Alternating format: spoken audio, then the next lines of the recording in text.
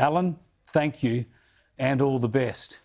Let me bring in New South Wales Liberal Senator Holly Hughes now. Thanks for joining us, Holly. Just before we get into politics, big event for Alan Jones to be retiring from this television station. It's huge. And as you say, force of nature. I'm not sure Alan actually sleeps ever. I'd love to know if anyone's ever seen him do that. The hours that used to keep seeing him at functions and supporting causes that he was so passionate about, to then be on breakfast radio first thing the next morning and just keep going and going and going. He has just been a stalwart within the Australian media. If he didn't agree with you, he certainly let you know. You always knew where you stood with Alan. And I think he'll be greatly missed from the Australian media landscape, but certainly from the Sky family.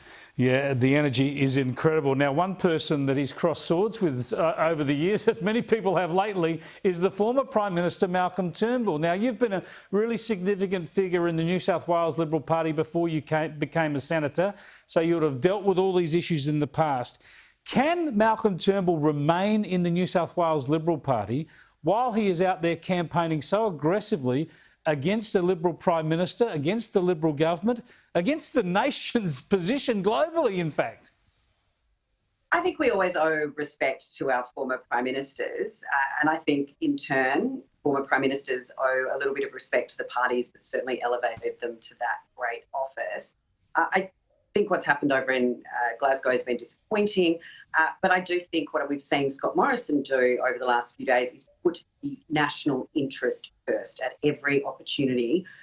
Scott has been focused on putting the national security, the sovereign interests of Australia first. The French dummy spit is something that is really quite something to behold.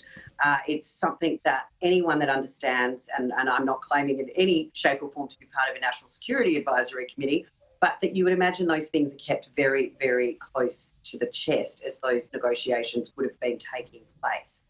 It is time to move on, as the Prime Minister said. I guess for the French, it's lucky that we're not closer to Anzac Day, because I think we do need to reflect our relationship with France goes beyond any two leaders. We have many, many Australians who did not return from the front of the Great War. We spent a very long period of time in a fantastic relationship with France, and that will and should continue once we can get past this. But if they want to keep having a dummy spit, and Chris, you and I have got kids, it doesn't go that well in the long run. No, I agree with you. They've got to pull their head in, and I think they'll work that out soon enough. But I want to drag you back to the former Prime Minister, because I know it's a very difficult thing for the party. The last thing you'd want to do is expel a former Prime Minister. That's just a terrible thing to have to do. If he's had enough of the party, you would think that Malcolm Turnbull would just resign from the party and go off and do his own thing. It's a very difficult scenario. I keep thinking that people will ignore what he's got to say.